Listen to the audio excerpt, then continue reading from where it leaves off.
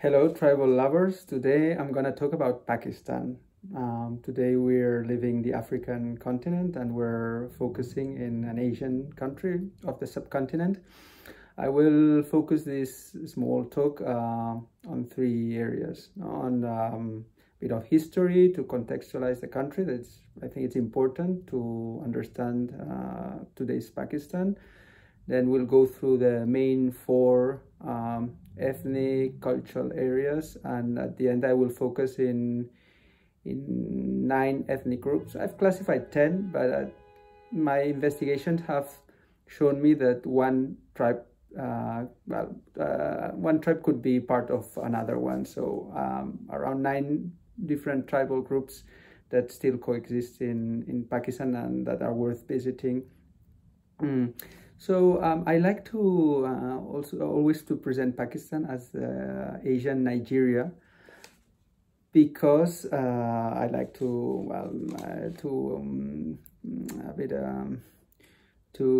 make people think a bit. Why Nigeria? Why Pakistan? What's the relationship? First of all, both countries, they're heavily populated with more than 200 million people living in both countries. So that's an important figure. Secondly, what is known about them? Not a lot. In trouble terms, both countries are considered dangerous countries.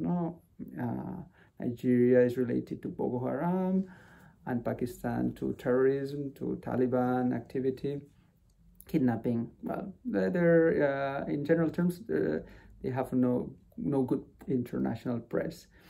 And thirdly, related to this lack of good press, there's no tourism. That's, for us, it's an advantage. We like places that are still, that you can move around, that you don't find masses of tourists. Well, and the third point is that they're treasures, both countries. In Nigeria, I'll talk about Nigeria some other day, but in Pakistan, it's treasure. It's full of things to discover, from architecture, to nature, and to tribes, to ethnic minorities, what our specialty here at Last Places.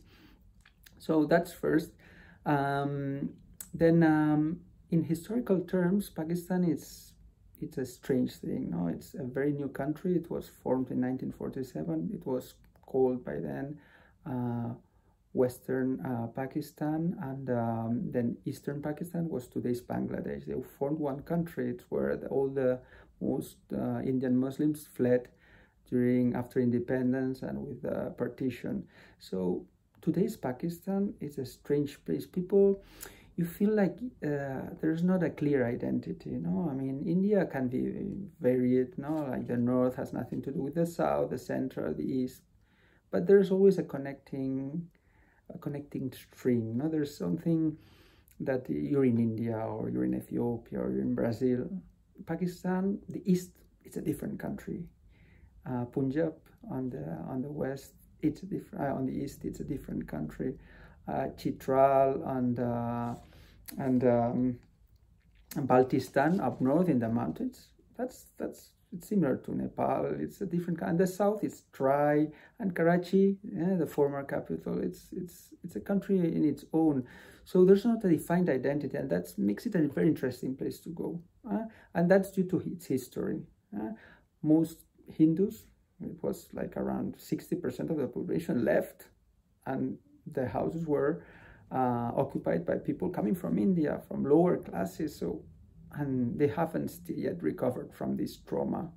This permanent war with India, the impermanent war with India, well, it's a thrilling, thriving country with no clear identity. You think of Islam, but Islam is not there that much as compared to Iran or other countries. Well, history is very important. It was part of India, it's not more part of India. They have to create a new identity. It's still under construction.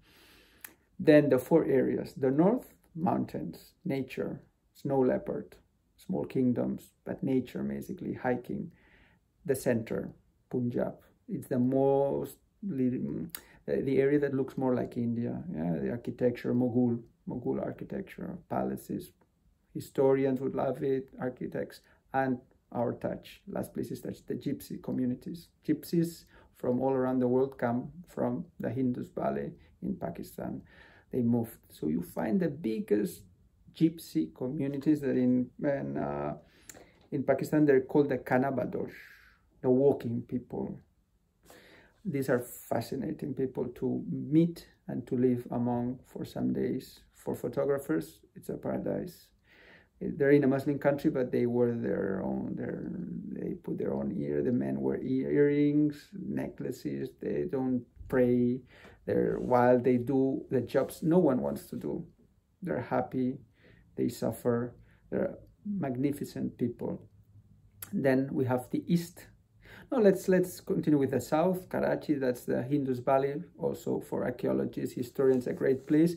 For ethnographers, for tribal photographers, the Cholistan Desert. It's part of the Thar Desert in India. And you have Hindu people, Hindu nomads, the Bhil people. They have small tattoos, like the Rabari in Gujarat in India. Beautiful jewelry, and they live in the desert. And they're Hindus in a Muslim country. Wow, that's interesting. Then we have the east. The east is another country, as we were saying. Many countries within a country. That's Pathan, the Pashtun area. That's like in Afghanistan. It's the closest place to Afghanistan you can go right now. That's an area of nomadic people. It's bordering the Balochistan, also an impenetrable desert between Iran and Pakistan. Marvelous area with its epicenter in Peshawar. Burka place. Old architecture, Deccan architecture, wonderful markets, nice museums, full of burkas. Great for photographers, for historians, for travelers, a lot of taste. Finally, I want to concentrate in these 9 ethnic groups. When I visited the country in 2017, the place that struck me most was the Kalash valleys in the northwest of the country, in the border with Afghanistan. Those are 3 valleys inhabited by the Kalasha people, the pagans, the people that worship the muflon, the wild goat of the Himalayas, the snow leopard. Wonderful temples. They remind me of Celtic, Celtic sculptures, with these patterns. They're amazing. The women dress traditional every day. Some tourists get there to the main valley where you have the most spectacular villages, but then there's more secluded valleys that are worth visiting. That's where we go. Those places have converted to Islam in the last 30 years, but they're still very authentic. That's a great place, another island within the country. Then on the other side of the mountains, you have the Brokpa people. There are just 2,000 of them. That's an area I have not been to. None of our company of Last Places has been to Brokpa. It's a new project for 2021. The Brokpa are also a Caucasian group living in the border with India, in the Kashmir, in the Pakistani Kashmir. You need a special permit to get there. Maybe go there with armed police. We're investigating. You have this ethnic minority. They're Muslim nowadays, but in their intimate moments, they still practice their animistic religion. They dress in a particular way, unique, wonderful. That's another place. Those are the Brokpa. Then there's the mountain gypsies. They call them mountain gypsies, but they're not considered. They don't consider themselves gypsies, and in racial terms, they're a different ethnic group, and they speak a different language. They're called or Bakarwal, or themselves they call Gujar. They're nomads. They're pastoralists. They have goats, horses, and buffaloes, and they move them from one place to the other, from the valleys up the mountain, around the Swat Valley. There's a fascinating people. Women still dress traditionally. Men dress like other Pakistanis with pajama. Then we have in the border with Afghanistan a nomadic group called the Kuchi. Most of them now live in refugee camps. These are the only people to have official tattoo in Pakistan. We spoke about the Bhil in the Rajasthani, in the Thar Desert. But they have just small things on the hands, on the arms. These people, they tattoo their chin, their forehead, their cheeks their hands, their arms. Beautiful people. Mostly they spend most of the time in Afghanistan, but you can find them north of Peshawar. We have the Bil, the Gypsies, we already spoke about them.